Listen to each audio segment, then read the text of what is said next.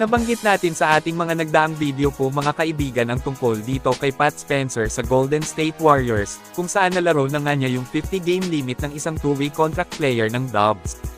Ngayon mga kaibigan, breaking news po ito, kinonvert na po ng front office ng Warriors sa standard NBA contract yung kontrata ni Pat Spencer, kung saan ibig sabihin ay pwede na siyang maglaro sa GSW for the rest of the season. Magandang balita ito para kay Pat, binigyan ulit siya ng tiwala ng front office ng Dubs. Ito yung pangalawang beses na kinonvert ng Warriors ang kanyang kontrata sa standard NBA contract mula two-way contract.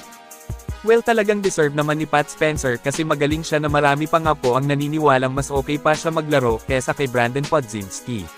Speaking of Pods, hindi masaya ang maraming fans ngayon, lalong-lalo na yung mga solidong fans ng GSW. Ani ng marami na mas okay na siya na lang daw po yung i-trade kesa dito kay Buddy Hield. Sayang nga daw si Buddy kasi veterano at hindi nakabado pagdating ng playoffs kasi subok na.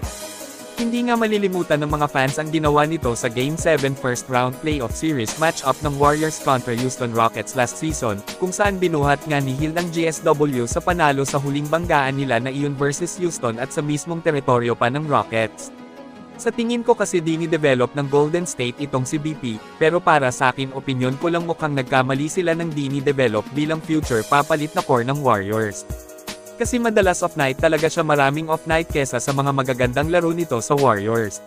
Sa madaling sabi, napaka-inconsistent niya kapag ka magdi-develop ka ng player para maging future face ng franchise. Make sure na sa isang player na may mataas na potensyal.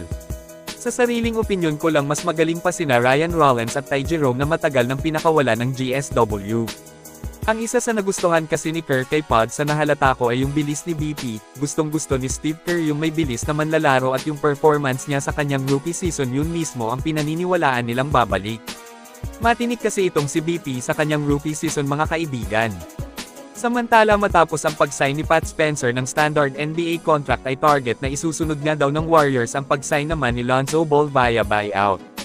Well, isang magandang move kung makukuha ng tuluyan ng GSW itong si Lonzo Ball, kasi paniguradong malaki ang maitutulong nito sa Dubs ngayong season.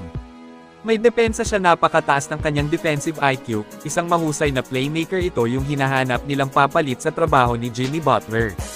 Halos magkapareho yung playing style nito kay Jimmy, hindi natin sinasabing pareho ang level nila, magkapareho lang ng estilo sa laro. Magaling na ball handler si Lonzo, less turnover sila dito, tapos great passer din siya. Kaya goods kung makukuha ng Warriors si Lonzo Ball, isa ako sa naniniwalang mas lalalim ang lineup ng Dubs sa kanya.